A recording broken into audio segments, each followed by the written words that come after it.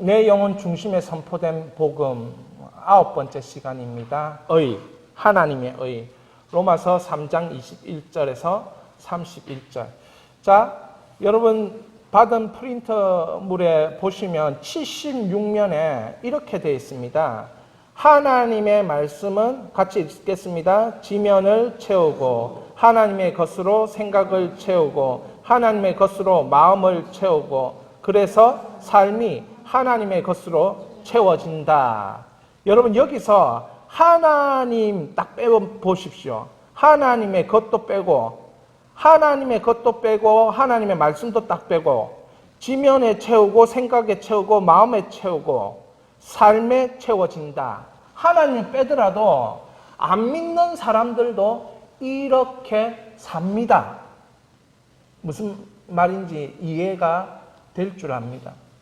믿지 않는 불신자들도 이렇게 삽니다. 근데 믿는 우리는 어떻게 살자는 겁니까? 믿는 우리는 하나님의 말씀을 종이에 채우고 하나님의 것을 내 생각에 채우고 하나님의 것을 마음에 채우고 삶에 하나님의 것을 채우며 살아가자는 거죠. 여러분 그렇게 살아야 뭐가 됩니까? 그리스도인으로 성화된 삶을 살 수가 있습니다. 다시 말하면 능력 있는 삶을 살 수가 있습니다. 그래서 여러분 우리는 지금 뭐 하는가 하면 우리 교회는 우리 성도는 계속 이 삶을 살아가는 겁니다. 뭐가 나오기까지 삶이라는 하나님의 것에 결론이 나올 때까지 여러분 우리가 끊임없이 훈련하고 이 길을 묵묵히 걸어가는 인생이고 교회인 줄 믿습니다. 자신감이 어디에서 시작됩니까? 하나님의 말씀이라는 것에 대한 자신감, 하나님의 말씀이라는 것에 대한 확신, 하나님의 말씀이라는 것에 대한 자랑, 여러분 이게 있어야 되는 것입니다. 세상에 있는 이론이 아니고 하나님의 말씀인 것입니다. 세상에 그 유명한 사상이 아니고 하나님의 말씀인 것입니다. 하나님 우리를 창조하셨습니다. 하나님 오늘도 우리를 지키십니다. 하나님 오늘도 우리 섭리하십니다. 어떻게? 말씀으로 붙드시고 말씀으로 섭리하시고 그러니까 말씀으로 시작한 것에 대한 확신과 믿음과 자랑이 여러분에게 있으시기를 축원합니다. 그래서 우리가 이 말씀의 시작에 사로잡혀서 이 모든 것이 움직이는 것입니다. 자, 그 밑에 제가 잊을만 하면 이제 이 얘기를 할 것입니다. 같이 읽겠습니다. 복음의 기원은 하나님이다. 복음을 증거해 주는 것은 성경이다. 복음의 내용은 예수 그리스도이다. 복음의 범위는 열방이다. 복음의 목적은 믿음의 순종이다. 복음의 목표는 그리스도의 이름을 존귀케 하는 것이다. 할렐루야. 여러분, 복음이 뭔가? 복음을 출발시키신 분은 하나님이시고 복음을 증거해 주는 것은 성경이고 복음의 내용은 예수 그리스도, 복음의 범위는 열방을 향해서 뻗어 나가는 것입니다. 복음의 목적은 믿음으로 순종하여 분명한 목표, 그리스도의 이름을 존귀케 하는 것. 이것이 우리가 복음을 받아들이는 이유입니다. 복음을 믿는 이유입니다. 성령으로 말미암아 복음을 인정하는 삶입니다. 자, 이런 믿음과 말씀에 대한 확신을 가지고 우리가 뭘 하느냐 하면 하나님의 말씀 채우기를 먼저 해봅니다. 순서가 말씀을 지면에 채우고 하나님의 것을 생각에 채우고 하나님의 것을 마음에 채우고 그리고 삶에 채우고 이렇게 한다 했으니까 처음에 말씀 채우기부터 한번 해보는 것입니다. 자, 말씀을 보시면 제가 프린트물에 이렇게 적을 수 있도록 해놓았습니다. 같이 보면서 제가 읽으면 여러분들이 화면을 보면서 이렇게 적으셔도 좋고 듣고 적으셔도 좋습니다. 한 자 내지 두 자니까요. 제가 읽어 내려가겠습니다.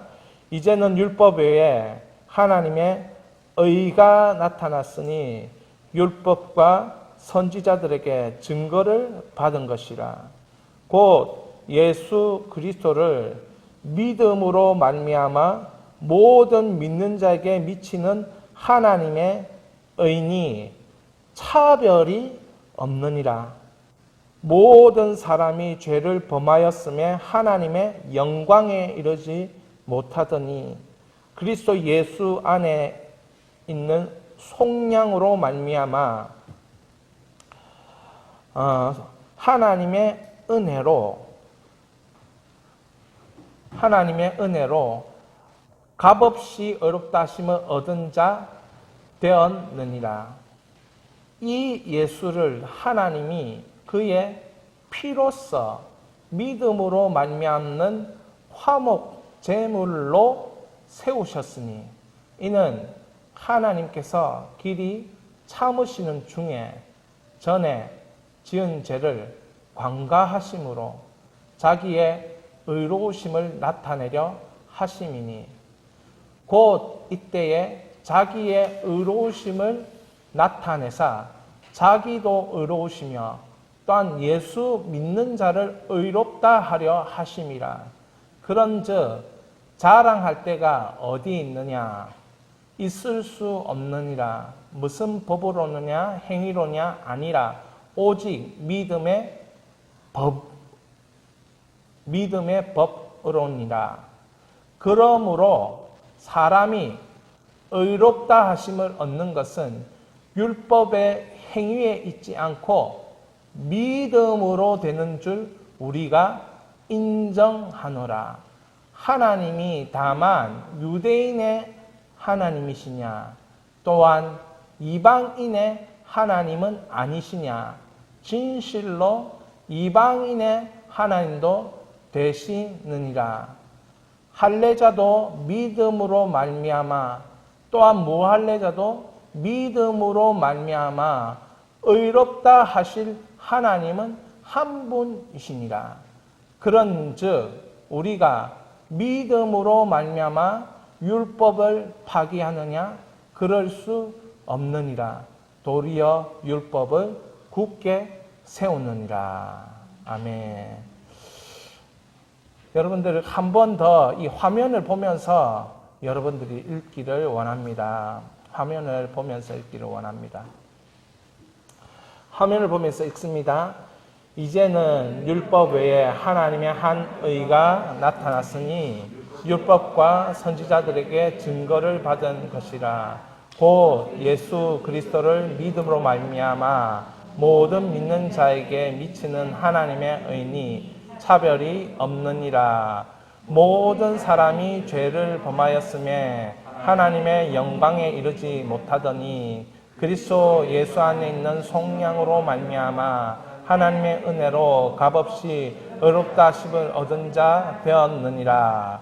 이 예수를 하나님이 그의 피로써 믿음으로 말미암는 화목제물로 세우셨으니 이는 하나님께서 길이 참으시는 중에 전에 지은 죄를 간과하심으로 자기의 의로우심을 나타내려 하심이니 곧 이때에 자기의 의로우심을 나타내사 자기도 의로우시며 또한 예수 믿는 자를 의롭다 하려 하심이라. 그런즉 자랑할 때가 어디 있느냐? 있을 수 없느니라. 무슨 법으로냐? 행위로냐? 아니라 오직 믿음의 법으로니라. 그러므로 사람이 의롭다 하심을 얻는 것이 율법의 행위에 있지 않고 믿음으로 되는 줄 우리가 인정하노라. 하나님은 다만 유대인의 하나님이시냐? 또한 이방인의 하나님이 아니시냐? 진실로 이방인의 하나님도 되시느니라.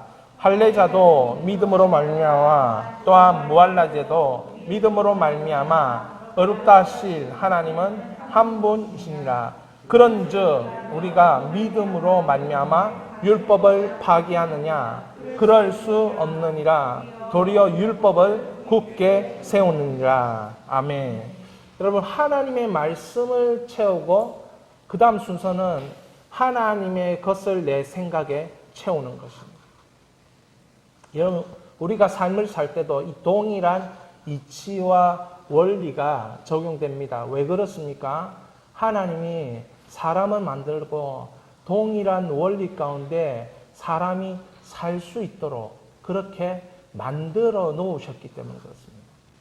그래서 우리가 하나님의 말씀을 우리 속에 넣고 하나님의 생각을 넣으면 마치 학교에서 우리가 배우면서 지식을 넣고 그건 우리 생각을 가운데 그 지식을 넣는 거예요.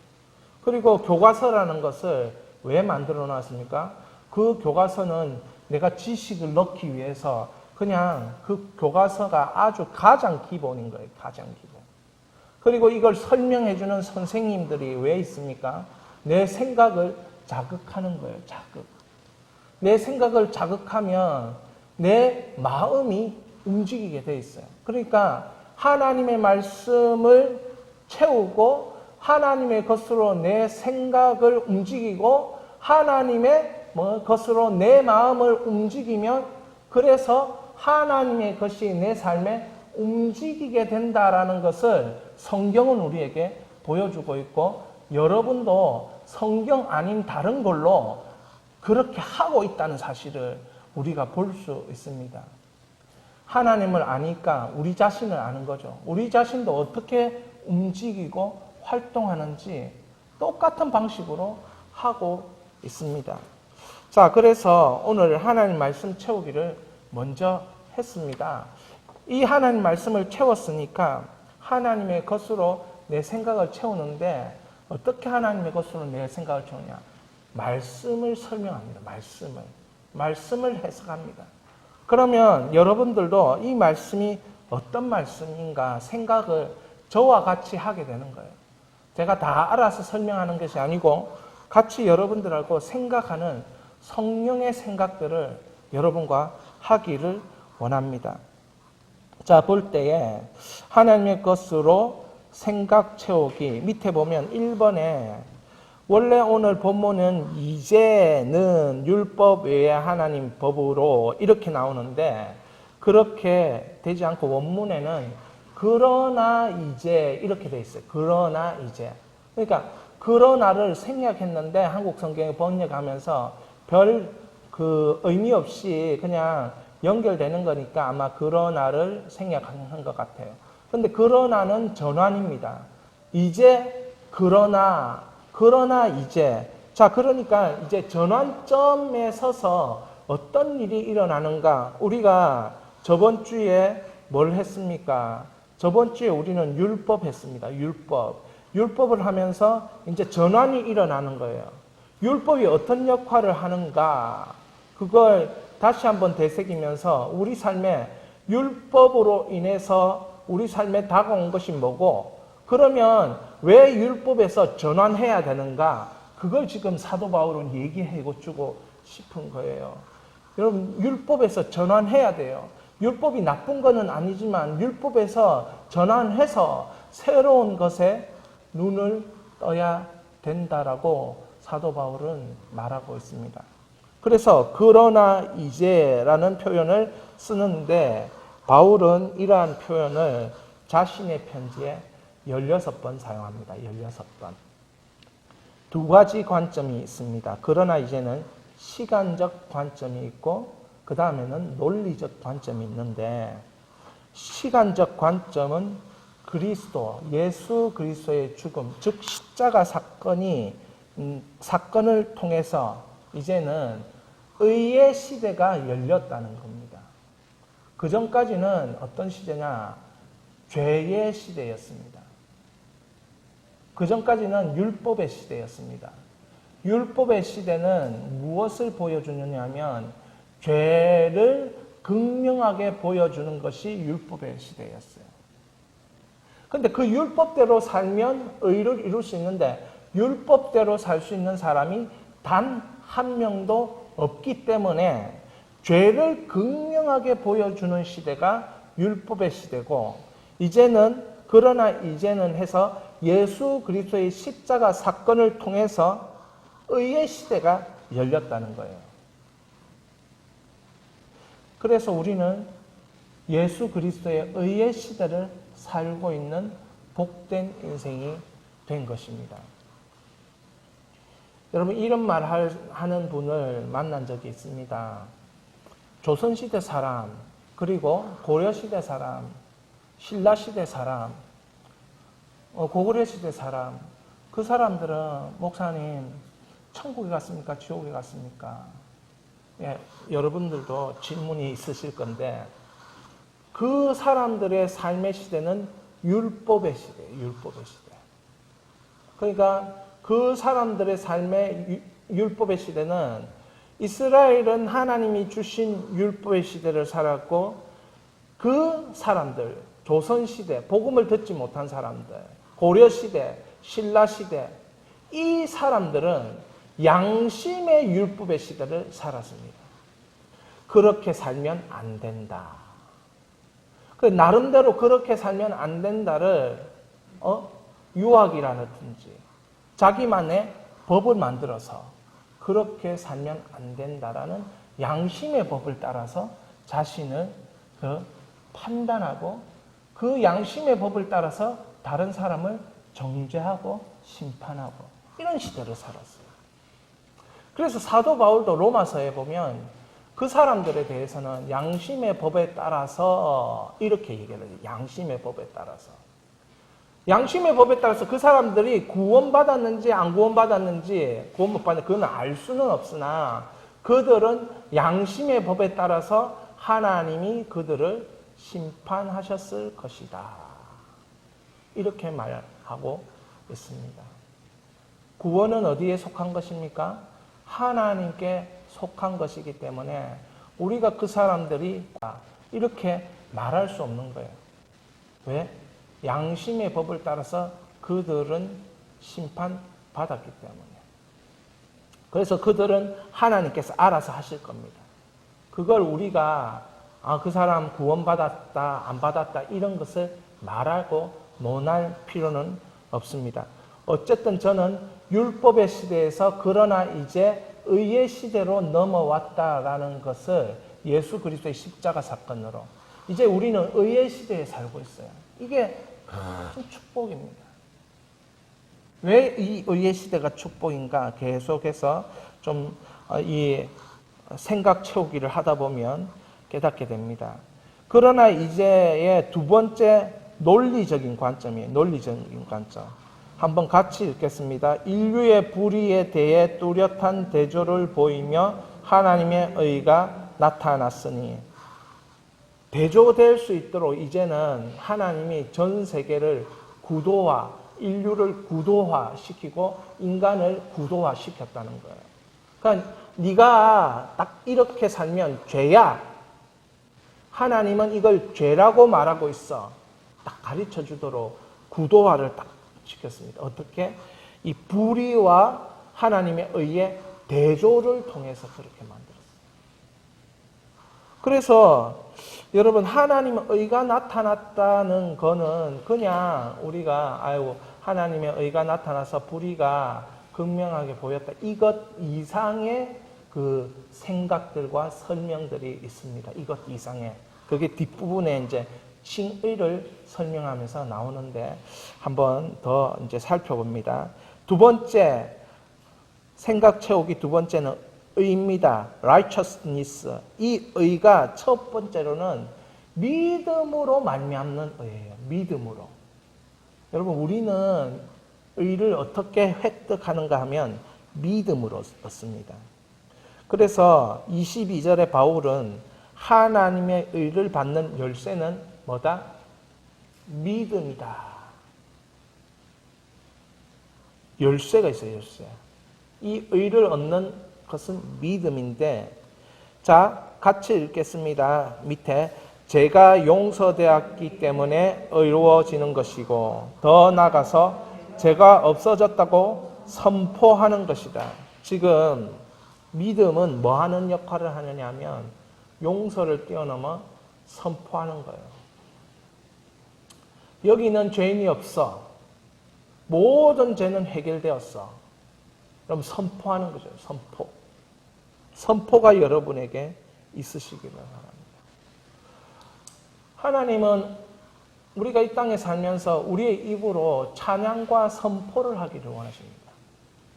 우리의 입은 정죄도 하고 설명도 하고 또는 우리가 살기 위해서 에너지를 섭취하기도 하고 막 그렇게 하는데 이 입에 여러 목적이 있지만 하나님의 이 신령한 목적 가운데 하나는 선포하는 것입니다.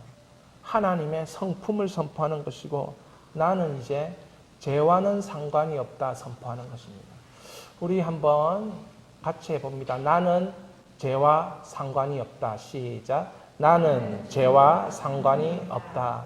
여러분, 죄를 내가 지을 수 있습니다. 그러나 죄와 나는 상관이 없어요. 죄를 지을 수 있습니다. 물론 회개해야 됩니다. 그러나 나는 죄와 상관이 없어요. 그 죄 때문에 내가 잘못된 것이다. 이렇게 두려워하지 말라는 거예요. 왜? 그 죄는 이미 용서받은 죄이기 때문에. 그렇다고 해서 마음껏 죄 지어라. 그 말이 아닌 겁니다. 죄가 용서받았고 나는 이제 죄와 상관이 없으니까 죄에 눌려 살지 마라. 그 뜻이죠. 죄에 눌려 살지 마라. 죄에 붙잡혀 살지 마라. 죄의 영향권 안에 살지 마라. 그 뜻이죠. 죄를 지으라는 말이 아닙니다. 두 번째 이 의 믿음으로 말미암는 의는 24절에 은혜로 얻는 겁니다. 은혜로. 의는 은혜로 얻는 것입니다. 은혜라는 것은 뭐냐면 값 없이. 여러분 우리 민석이가 내려와가지고 와 공짜 밥 먹으니까 이렇게 맛있다 하면서 어저께 그렇게 얘기하는데 왜냐하면 그 학교 올라가서 먹는 밥이 전부 다 돈 내고 먹는 밥이거든요. 공짜 밥 먹으니까 맛있대요. 세 그릇이나 먹던데 제가 그걸 보면서 야 은혜로 이 산다는 게 얼마나 좋은 건가 그런 생각이 막 들더라고요. 여러분 두 번째 의가 있는데 두 번째 의는 하나님의 의로우심을 드러낸다. 드러낸다는 나타낸다는 뜻이죠. 나타낸다. 자, 이 78페이지에 보면 이 의로우심을 드러낸다, 나타낸다가 뭐냐면은 이런 말입니다. 25절에 우리 본문 25절의 상반절에 있는 성경 구절입니다. 함께 갈로 전까지 읽겠습니다. 이 예수를 하나님이 그의 피로써 믿음으로 말미암는 화목제물로 세우셨으니. 자, 하나님이 화목제물로 세우셨어요. 누구를? 예수 그리스도를. 이 화목제물로 세우셨을 때 가장 중요한 게 뭐냐면 피로써 믿음으로 말미암는 화목제물인 거예요. 자, 이는 뭐냐면은 하나님께서 인간의 지은 죄를 간과하심으로 자기의 의로우심을 나타내려 하십니다. 하나님이 우리를 용서하신다는 건 뭐냐면 하나님의 의로우심을 나타내기 위함이에요. 하나님 자신을 나타내기 위함이에요. 하나님은 가장 강한 속성이 뭐냐면은 하나님을 나타내심이 하나님의 가장 강한 속성입니다. 어떻게 하든지 이 전 세계와 우주적으로 이 인류사에 하나님을 나타내는 것을 가장 강하게 원하시는 분이 하나님이에요. 우리가 원하는 것보다 몇백 배로 더 원하시는 분이 하나님이에요. 그 속성을 가지신 분이 하나님인데 그러면 하나님은 자기의 의로우심을 누구보다 나타내기를 원하십니다. 의로우심을. 이게 무슨 말입니까? 완벽하심을, 창조주의심을 나타내길 원하시는데 이걸 왜 나타내길 원하시냐면 자기가 의로우시다고. 여러분 우리가 용서받았잖아요. 왜 용서를 해주신 줄 압니까? 하나님의 속성 때문에 용서를 해주시는 거예요. 왜냐하면 우리를 용서해줘야만이 하나님이 의로우신 분으로 딱 드러나기 때문에 용서해 주는 거예요. 그러니까 우리에게는 굉장히 이게 의로우심이라는 게, 이 의로우심이 하나님이 의로우심이 나타났다는 게 이게 대단한 일인데 어떻게 대단하냐면 죄를 간과 이렇게 되어 있는데 이 간과라는 뜻이 지나간다는 거잖아요. 원래 한자로 하면 허물을 그냥 지나간다는 뜻인데 이게 원래는 그런 뜻이 아니거든요. 허물을 지나가서 하나님이 우리를 의롭게 하신다 이런 뜻이 아니라 풀어놓다, 행방하다 되어 있는데 해방하다입니다. 죄송합니다. 여러 번 봤는데 풀어놓다, 해방하다, 면제하다, 용서하다. 이 뜻이 뭐냐면 죄를 관가하는 거예요. 하나님을 나타내기 위해서는 뭐 해야 되나? 풀어놓아야 돼요. 우리가 풀어놓아진 존재인 거예요. 풀어놔지. 우리가 해방된 존재인 것이죠. 자, 이건 거꾸로 얘기하면 이런 얘기예요. 하나님의 자유가 우리에게 풀어졌다는 말이에요. 사람이 자유를 얻었다. 이 말보다 더 강한 의미는 하나님의 자유가 풀어졌다는 의미인 것입니다. 이게 왜 중요하냐면 우리는 풀어놔봐야 별로 얻을 게 별로 없어요. 우리는 풀어놔봐야 뭐 한다는 게 기껏 한다는 게 뭐 다른 거 선한 일, 눈에 보이는 선한 일, 잠시 잠깐 도와주는 그 정도이지만 하나님의 자유가 임했다. 하나님의 자유가 풀어놓아졌다니까 이거는 이 사람을 통해서 엄청난 하나님의 일이 일어날 수 있다는 뜻입니다. 우리가 눈을 어디까지 떠야 되냐? 하나님 의에 대해서는 하나님의 자유가 나에게 풀어놓아졌다. 하나님의 자유가 나를 통해서 해방되었다. 이건 자 전에 율법을 배우고 죄를 배울 때 하나님의 진리를 경건치 않음이 막고 있다라고 했지 않습니까? 이게 무슨 말입니까? 하나님의 진리가 들어오지 못하도록 경건치 않음이 막고 있는데 이 경건치 않음이 예수 그리스도의 보혈로 이 용서되고 치유되니까 이 진리가 이제는 뭡니까? 댐이 무너진 것처럼 이 죄악의 댐이 무너지니까 확 밀려 들어와 가지고 이게 우리에게 큰 하나님의 자유로 임하는 거예요. 내 자유가 아니고 내 자유라고 하면 별로 그냥 선택 몇 가지 할 수 있는 그거고 막 그렇지만 하나님의 자유로 밀고 들어왔다는 것은 하나님의 성품의 자유롭게 우리의 인생 가운데 풀어놓아지고 해방되어져서 우리의 인생 그렇게 하나님이 통째로 덮어버렸다는 거예요. 이게 바로 죄의 시대가 끝나고 의의 시대가 열렸다는 의미인 것입니다. 그러니까 이걸 알면 알수록 우리는 이 땅을 위해 살면 살수록 신령한 재미가 임합니다. 그걸 신령한 즐거움이라고 얘기합니다. 그걸 로마서의 5장에 보면 뭐냐면 그 사도 바울이 그 즐겁다라고 이렇게 표현해요. 이것 때문에 얼마나 내가 그 즐거움을 말할 수 없이 즐겁다라는 이 신령한 즐거움에서 얘기를 한다는 거죠. 자, 그런데 이 의는 또 뭐 어떤 일을 합니까? 인간의 자랑을 없앱니다. 이 의가 하나님이 이 풀어주신 이 의는 예수 믿는 자를 또 의롭게 하는 거예요. 그 27절에는 자랑을 할 수가 없다. 자랑을 인간은 못한다. 왜? 이거는 하나님이 전적으로 하신 일이기 때문에. 4번의 의는 마지막으로 율법을 굳게 세우는 겁니다. 자, 어거스틴은 이런 해석을 내놓았습니다. 의에 대한 해석, 율법에 대한 것과 의에 대해서 통합적으로 율법이 굳게 세운다를 이렇게 해석합니다. 함께 읽겠습니다.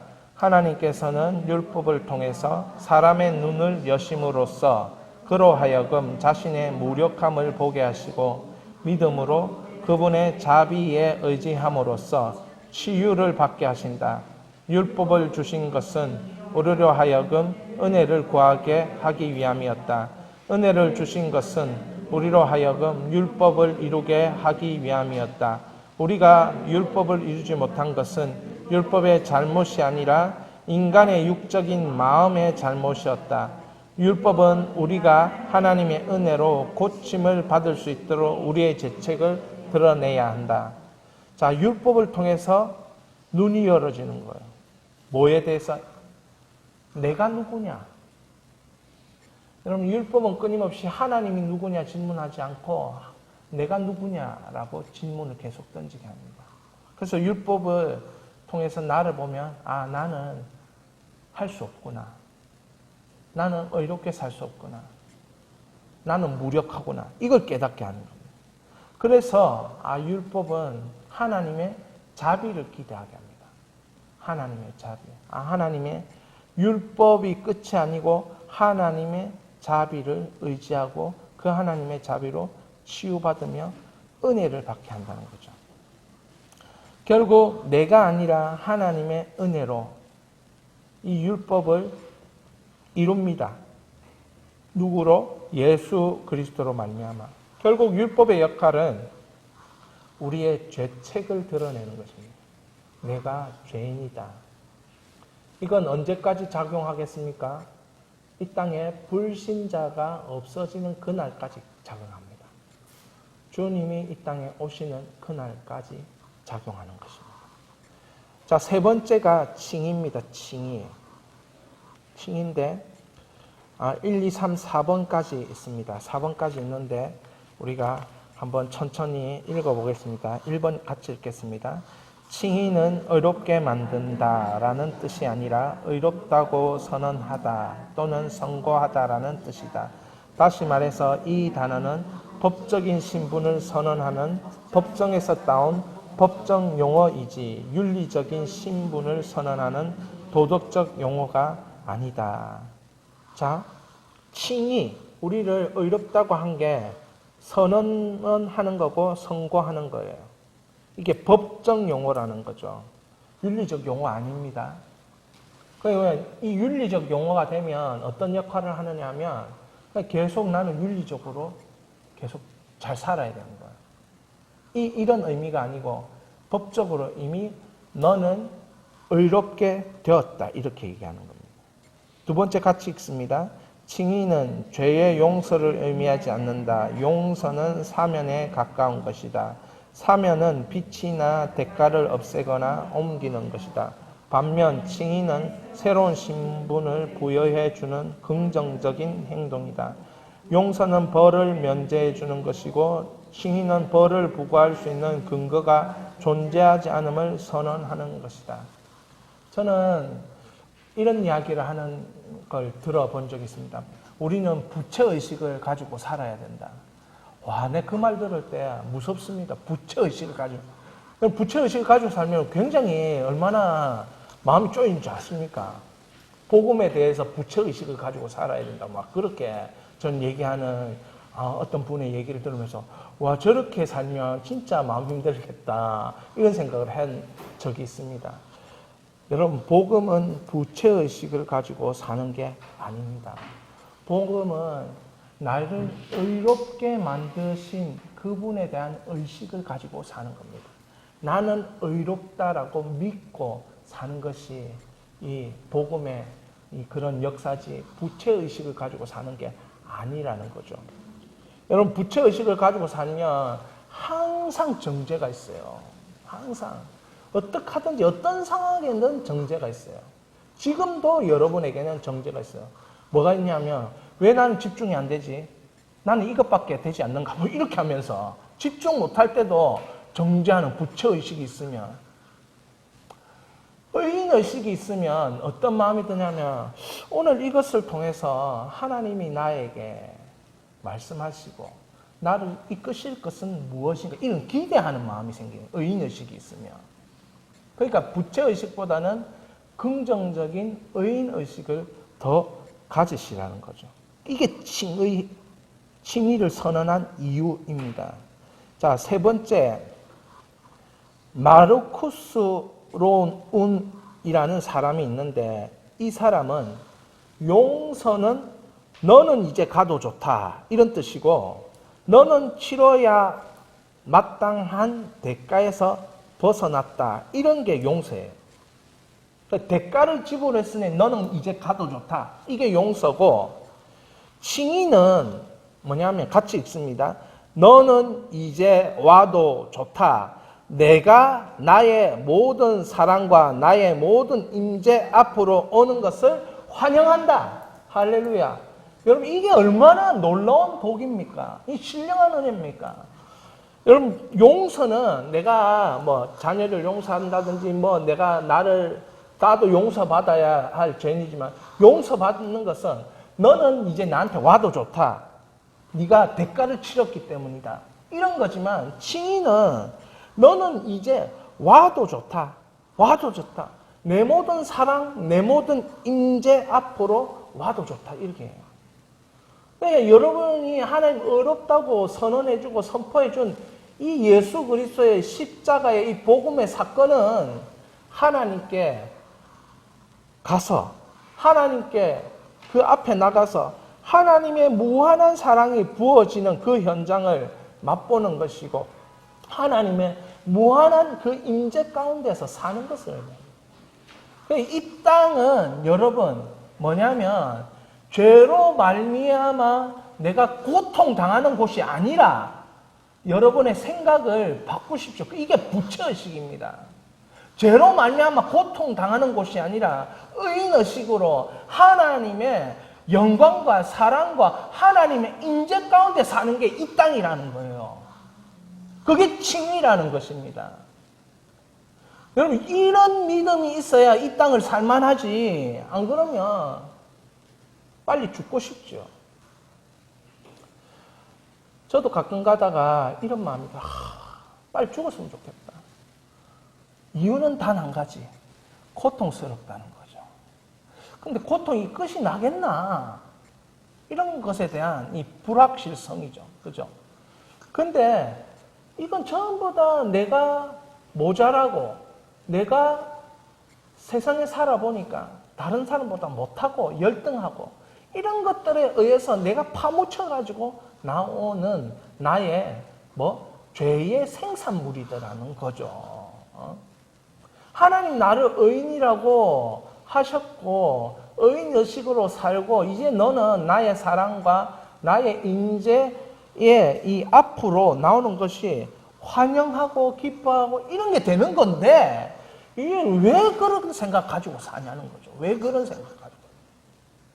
이게 성령의 단식이라는 거예요. 성령의 단식. 자, 네 번째 읽겠습니다. 칭의의 근거는 사람이 아니라 하나님 안에 있다. 바울은 그리스도 안에서를 사용함으로 그리스도의가 신자들에게 전가되는 것을 설명한다. 자, 그래서 이제부터 하나님의 것으로 생각 채우기를 마지막 단계. 자, 이제 하나님의 것으로 생각을 채우는데 의는 복음이 제공하는 것입니다. 자, 복음은 여러분 안에 의를 제공했어요. 그 의는 죄인의 시대는 끝나고 의인의 시대가 열렸다. 의의 시대가 열렸다라고 말하는 것이 복음이고 이제는 하나님의 모든 사랑과 하나님의 모든 임재 안으로 들어와서 이 땅을 정말 하나님이 주시는 기쁨으로 한번 살아보렴. 이걸 제공해 주는 게 의라는 거예요. 여러분 이 생각을 바꾸세요. 부처의식에서 의인의식으로 생각을 완전히 바꾸시기 바랍니다. 여러분 고난을 당해서 공부를 힘들게 하고 있는 게 아니에요. 고난을 당해서 여러분 가난한 게 아니에요. 바꾸세요. 아니에요. 하나님은 그 가난과 아픔과 고통을 아니다. 너는 충분히 나의 사랑 안에서 살 자격이 있고 너는 충분히 나의 임재 안에서 이 땅에 살 자격이 있다. 충분하다. 너는 그렇게 존중받을 수 있고 존경받을 수 있다. 아무도 널 존중하거나 존경 안 해줘도 내가 한 거니까 받아들여라고 말하는 게 의라는 거죠. 여러분 이 생각을 바꾸시기를 바랍니다. 자, 이것을 사도 바울은 뭐라고 얘기했습니까? 하나님 안에 있는 거라고 얘기했어요. 하나님 안에. 하나님 안에 있는 거. 그리스도 예수 안에 있는 거. 그럼 대조가 딱 일어나죠. 죄의 시대에는 세상 안에 있고 의의 시대에는 어디 안에 있다고요? 하나님 안에 있는 거예요. 여러분은 내가 지금까지 왜 이걸 고통 안에 있다라고 생각을 했냐면은 세상 안에서 살았기 때문에 그래요. 하나님 안이 아니고. 요즘 저희 아버님이 참 이렇게 막 사는 게 너무 기쁘다 이렇게 얘기하는데 뭐 내용은 제가 뭐 들어보면은 좀 이렇게 참 근데 제가 그 마음을 알겠어요. 마음은 하나님 안에 있기 때문에. 하나님께서 우리를 하나님 안에 있으면 거기서 누리게 하는 거예요. 이 세상 안에 있는 땅 위에 있는 것 같지만 하나님 안에 있는 거예요. 자, 밑에 글을 읽어봅니다. 프린트물 79페이지에 우리는 하나님 안으로 위대한 초대를 받았다. 우리를 죄인에서 의인으로 신분의 변화를 넘어 하나님과 소통하는 신령한 존재가 되었다. 거지가 왕자로의 신분 상승은 언제든지 왕자가 거지도 될 수 있다는 말이다. 그러나 존재의 변화는 본질이 달라지는 것이므로 조나단 에드워즈가 말한 것처럼 우리에게는 하나님의 신령한 본질, 즉 하나님의 형상 회복으로 이 땅의 영적 전쟁에서 승리의 선한 선택으로 인해 하나님이 기뻐하시는 자녀의 모습으로 살게 된다는 것이다. 근데 이제 우리에게 커다란 짐이 하나 있어요. 뭐냐면 이 땅은 영적 전쟁의 현장이라는 거죠. 세상 안에 들어가면 계속 말할 수 없는 경쟁이 있어요. 경쟁. 그것을 또 전쟁처럼 여겨야 돼요. 그렇게 모든 삶의 시스템은 다 그렇게 만들어요. 자본주의라는 것이 원래 전쟁인 거예요. 뭐의 전쟁? 돈의 전쟁이에요. 돈의 전쟁.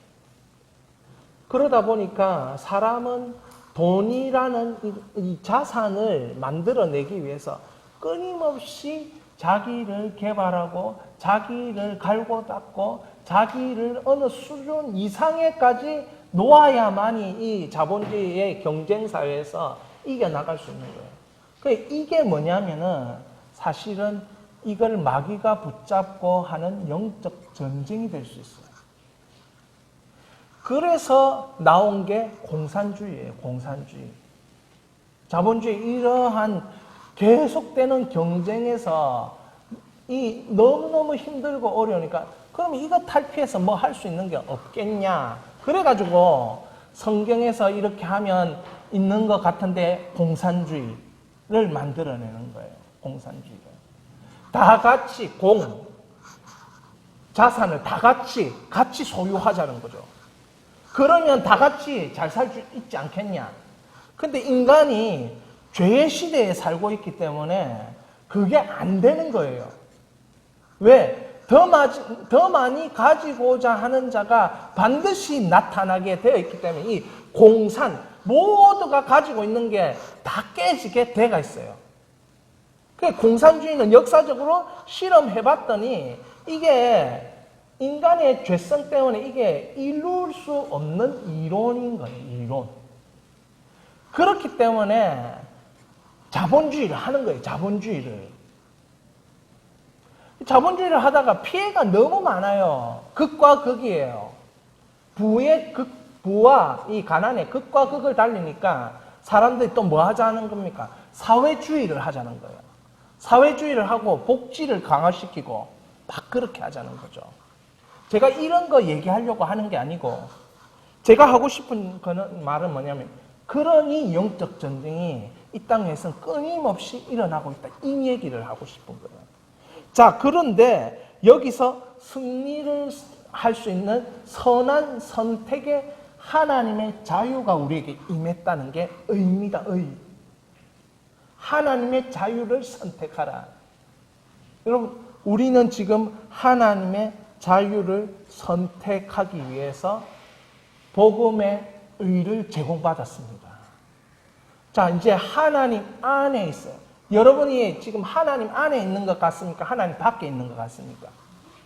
예, 하나님 안에 있습니다. 자, 하나님 안에 있는데 여기서 하나님 안에 있다는 게 100% 하나님 안에 있으면 얼마나 좋겠어요. 근데 이 100% 하나님의 안에가 이게 여러분 쉽게 이해하게 하기 위해서 제가 이 점수로 말하는 거지. 어떤 사람은 50%, 어떤 사람은 30%, 어떤 사람은 70%, 어떤 사람은 진짜 100%에 가까웠게. 하나님 안에 있는 사람이 있어요. 그러니까 여러분들이 하나님 안으로 들어왔다라면 거기서는 기가 막힌 하나님의 역사가 나타나는 거예요. 자, 이렇게 되는 겁니다. 하나님의 것으로 생각을 채우면 하나님의 마음으로 채우기 위해서 생각과 마음이 연계가 되어 있기 때문에, 연결이 되어 있기 때문에 결국 생각이 가득 차면 뭐가 되냐면 마음으로 넘어가게 돼 있어요. 근데 생각이 가득 안 차면 안 넘어가요. 이게 이제 문제인데, 여기에서 하나님 말씀을 채우고 하나님 생각을 채웠다 할지라도 이게 게이지가, 이 생각 채우기, 하나님의 생각 채우기 게이지가 100%가 안 넘어가면 100도라는 임계점이 있잖아요. 이게 딱 끌어 넘치지 않으면 이게 그 다음에 마음으로 안 넘어간다니까요. 그 끌어 넘치게 하는 게 뭐냐면 이 말씀 가지고 기도하는 겁니다. 이 100%의 임계점을 넘치게 하는 게. 자, 근데 지금 하나님 안으로 내가 왔다라고 생각해요. 근데 이것은 속임수입니다. 하나님 안으로 여러분이 왔다라고 생각한 사람들은 대부분 10%, 20%, 30%, 50%, 많게는 60%, 70%까지 와 있을 수 있으나 딱 순간의 선택에 딱 부딪히면 거기서부터 와르륵 무너지기 시작해요. 그러니까 70%에 있던 사람도 순간의 영적 상태에 탁 들어오면서 이게 나에게 줄 위협과 두려움과 이 공포를 딱 가져주면 이 하나님 안에 70%가 와르륵 무너지는 거예요. 그래서 기도하라 하는 거예요.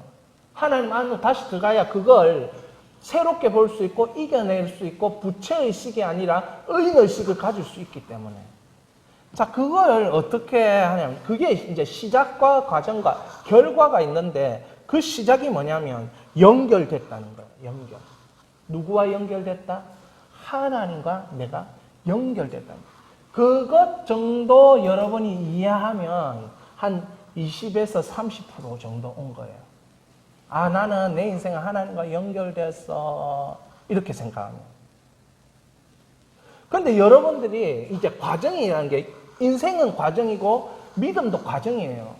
칭의로 끝나는 게 아니고 성화라는 과정이 있는데 이 과정을 우리는 밟아 나가는 지금 살고 있는 인생이라는 거죠.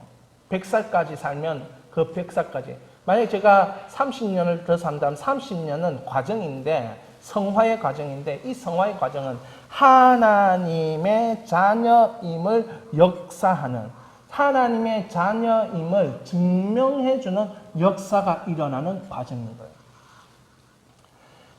여기까지 오면 적어도 이 사람은 한 60%, 70%.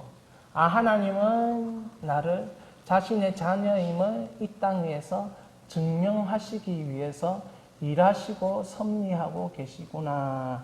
이런 믿음이 있으면 하나님 안에서 여러분 한 70%까지 온 거예요. 그럼 거기서는 뭐가 일어나냐면 하나님의 일이 하나씩 둘씩 보이기 시작해요. 하나님의 일이 하나씩 둘씩 일어나기 시작해요. 그러면서 이건 내가 하는 게 아니고 하나님의 자녀임을 증명하고 계시구나. 성령께서 하시는 일이야. 이런 믿음이 막 생기기 시작해요. 근데 그 영적 전쟁에서 이 영적 전쟁이 다가오는 그 순간 이게 전쟁이 아니고 하나님의 자녀임을 증명해 주려는 그 무엇이야. 이런 믿음이 막 생겨요. 이 역사의 이 과정 가운데서는. 이게 영적 전쟁으로 바라지는 게 아니고 나쁜 일 뒤에 안 좋은 일 뒤에 큰 일이 찾아온다는 세상의 전화위복의 말처럼 마치 영적 전쟁이 있으면 하나님 더 큰 것을 주시기 위해서 나를 이렇게 고난받는 것처럼 이렇게 보이게 하시는 거구나. 근데 내가 여기에서 하나님의 일이 일어나겠어. 하나님 역사를 내가 하나님 자녀임을 이 땅에서 증명해 보여주겠어. 이런 마음이 자꾸 들잖아요. 그럼 하나님 안에서 한 70% 여러분 영이 꿈틀꿈틀 살아나고 성장하고 있는 거예요. 그러면서 회복이 딱 되면 이게 뭐냐면 하나님의 주권이 회복되는 거예요. 그 안에서. 하나님 앞에 나는 하나님 앞이다 이게. 와, 이 하나님 앞이라는 게 내 천국 들어가지고 하나님 앞이 아니고 이 땅에 사는데 내가 하나님이 내 앞에 있는 것 같은 느낌이에요. 그래서 어떤 감정이 드느냐면 하나님이 두려워요. 하나님 무서워요. 하나님 이렇게까지도 하냐면서. 제가 월요일날 그런 일이 있었어요. 월요일날. 하나님 이렇게까지도 하냐면서. 아니 도저히 그럴 수 없는데 그런 일이 일어난 거예요. 하나님 앞에서 하나님 현존이 하나님의 그 주권이 그 마지막에 이 결과는 뭐냐면 딱 두 가지인데 하나님 앞에서 하나님의 주권이 완전히 회복됐다는 게 확 이 인간이 느낄 수 없는 이 신령함이 확 이렇게 자기에게 부어지는 순간 이거예요. 제가 오늘 여기까지 하는 게 하나님의 의미입니다. 사랑하는 여러분, 저는 너무너무 내가 목사인데도 이제 정리하면서요, 이제 눈을 뜨는 거 아닌가 하는 이 진짜 억울함이 저한테 있습니다. 그래서 많은 믿음의 선배들이 생각 바꾸라고 그렇게 많이 얘기를 했구나. 제가 이 설교를 탁 정리하면서 예화를 찾다가 어떤 책 제목을 하나 발견했는데요. 부자 아빠, 가난한 아빠. 이런 책이 2000년도에 나왔는데요. 일본 사람이 쓴 건데. 부자 아빠, 가난한 아빠는 부자 아빠는 자산을 사고 가난한 아빠는 부채를 산대요. 여러분, 이게 이해가 되셔야 돼요. 여러분, 빚을 내서 아파트를 사면 부채를 사는 거예요. 그 집은 내 거지만. 부자 아빠는 자산을 산대요. 뭐냐면 자산은 돈을 만들도록. 그래서 제가 그걸 가만히 보면서 내 자산은 뭘까? 이런 생각을 했어요. 여러분의 자산은 뭘까? 여러분, 우리 영적 자산은 뭘까? 한번 생각해 보세요. 저는 부자 아빠가 되고 싶어요. 반대하시는 분. 여러분, 그렇게 부자 엄마가 되기 싫으신 분. 그러니까 가난한 아빠가 되고 싶으신 분. 부채의식으로 계속 살고 싶으신 분. 있습니까? 우리 중에. 하나님은 우리에게 자산을 주셨어요. 어떤 자산? 의인이라는 자산을 주셨어요. 그게 선언이에요. 선포예요. 이게 하나님의 자유예요. 왜? 안 될 리가 없다는 거예요. 된다는 거예요. 반드시 이룰 수 있다는 거예요. 세상이 보는 성공 부러워하지만 나는 그것보다 10배, 100배, 수천 배를 할 수 있는 하나님. 그것 나타내고 싶으신 분이 하나님이라는 거예요. 하나님의 그 강렬한 속성, 자기를 나타내고 싶은 거예요.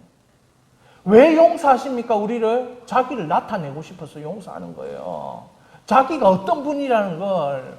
그러면 그 하나님은 나를 통해서 하고 싶은 것이 무진장 있다는 거죠. 우리는 과거에 묶여가지고 우리의 실력과 수준에 묶여가지고 말하는 것이 요것밖에 안 되지만 하나님은 부채의식이 아닌 의인의식을 가진 나를 향해서 막 하고 싶은 게 너무 많아요. 자기를 드러내고 싶은 게 너무 많아요. 이게 복음이 제공하는 것입니다. 이 복음을 우리가 받아들일 수 있기를 축원합니다. 예수의 복음은 이렇게 놀라운 복음이에요. 예수의 복음은 예수의 그냥 피 흘림은 그냥 우리를 이 땅에서 그냥 내버려 두는 복음이 아닌 것입니다. 천국 복음이고 이 땅 위에서 하나님 앞에 살 수 있도록 만드는 복음이고 이 땅 안에서 하나님의 영광과 임재 안으로 하나님의 주권의 완전한 회복을 맛보도록 하는 예수의 복음을 여러분 믿으시고 이제부터 부채의식, 죄인의식, 정죄의식 다 버리고 의인의식, 하나님의 그 풍성한 믿음의 의식으로 설 수 있기를 주의 이름으로 축원합니다.